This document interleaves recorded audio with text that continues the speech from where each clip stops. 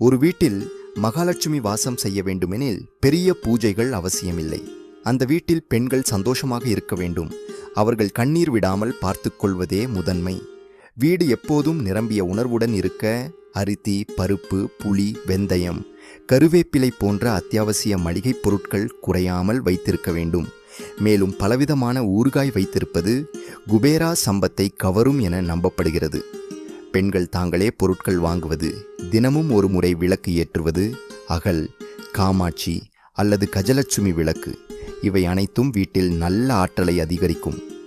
ஈசான்ய மூலையில் ஒரு பாத்திரத்தில் கல்லுப்புடன் நாணயம் வைப்பது பணவரவை ஈர்க்கும் சின்ன பரிகாரம். அதேபோல் மஞ்சள் பயன்பாடு, துளசி, மயிலிறகு போன்றவை பாசிட்டிவ் எனர்ஜியை அதிகரிக்கும். தினமும் ₹1 நாணயம் மண் உண்டியில் போட்டு பின்னர் குலதெய்வத்திற்கு செலவிடுவது வாழ்க்கையில் மெதுவாக முன்னேற்றத்தை தரும். மேலும் வீட்டில் பல்லி இருப்பது நல்ல சகுனம் என கருதப்படுகிறது.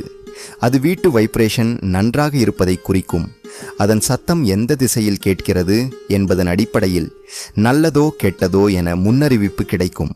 தெற்கு, வடக்கு நல்லதையும், கிழக்கு, மேற்கு கவனமாக இருக்க வேண்டியதையும் குறிக்கும். இவ்வாறு சின்ன சின்ன நல்ல பழக்கங்களை பின்பற்றினாலே குலதெய்வ அருள் வந்து அதன் பின் மகாலட்சுமி தானாகவே வீட்டில் வாசம் செய்வாள்.